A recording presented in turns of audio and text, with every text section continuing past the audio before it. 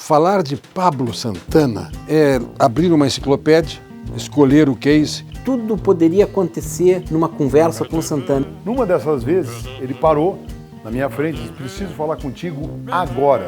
Eu disse: Santana, é grave? Ele olhou para mim e falou assim: O senhor sabe com quem é que está falando? Coisas de Paulo Santana.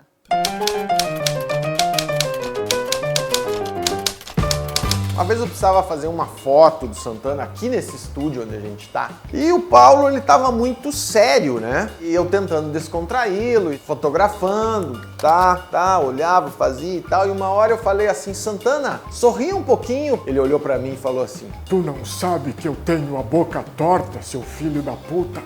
Se eu der risada, vai ficar tudo esquisito?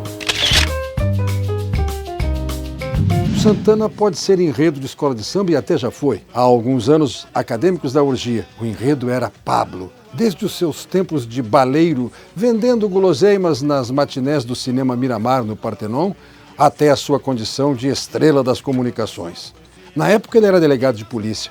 Aí, uma tarde, ele vai à quadra dos acadêmicos, havia um ensaio da bateria, mais o pessoal da comissão de frente, e Pablo resolveu chegar para conferir, para ver aquilo tudo de perto. Apresentou-se a pessoa que estava na portaria e disse assim: alto lá, onde é que o senhor vai? Que dê a credencial, o ingresso.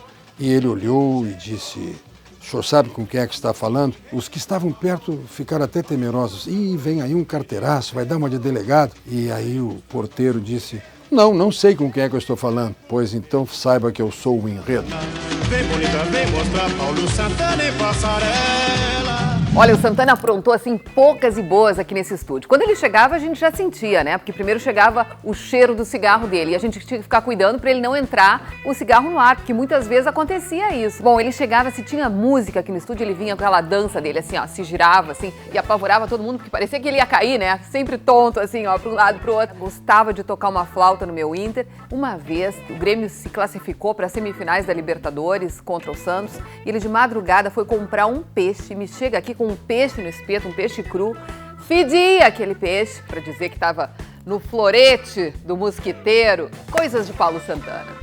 Até a pé nós iremos para o que der e vier, mas o certo é que nós pescaremos todo peixe onde ele estiver.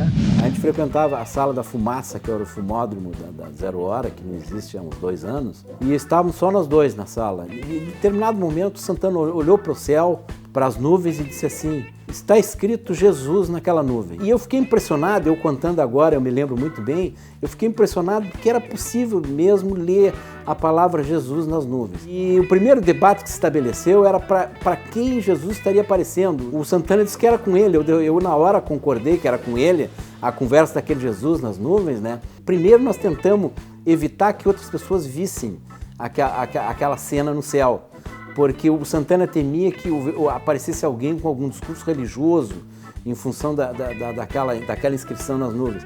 E o que fica da história para mim é de que a convivência com o Santana era sempre uma coisa surpreendente, quer dizer, tudo poderia acontecer numa conversa com o Santana, inclusive aparecer nas nuvens a inscrição Jesus.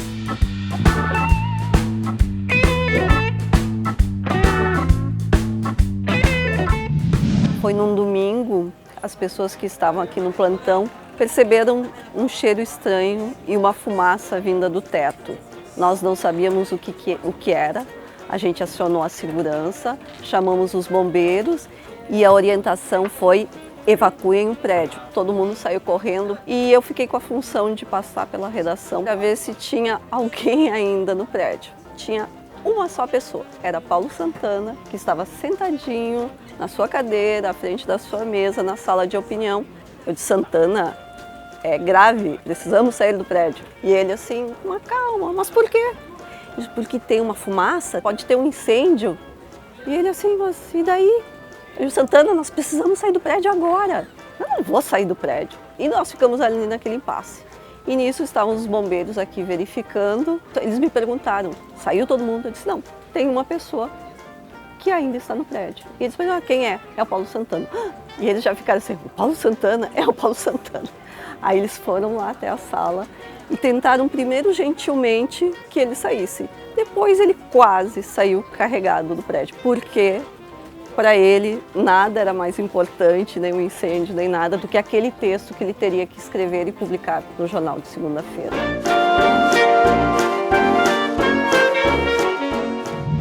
Santana era uma pessoa que nunca batia na porta para entrar na minha sala. Numa dessas vezes, ele parou na minha frente e disse: preciso falar contigo agora. Aí eu fiquei pensando: Santana, estou com outros assuntos aí, tem gente me esperando para conversar. Não, mas tem que ser agora, tem que ser nesse minuto.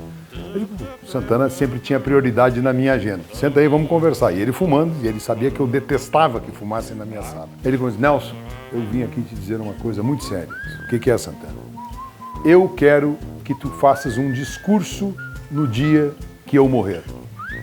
Eu fiquei olhando para ele e: Santana, que bobagem é essa, fazer discurso? Não, mas tem uma condicionante, não pensa assim. Eu quero que tu faça o discurso, mas que tu digas A, B, C, D, E, F, G. Ele me deu o roteiro de um discurso e disse para mim: tu só pode falar no dia do meu enterro se tu disseres isso, senão tu estás proibido. Felizmente, eu ainda não falei no enterro do Paulo Santana, querido amigo.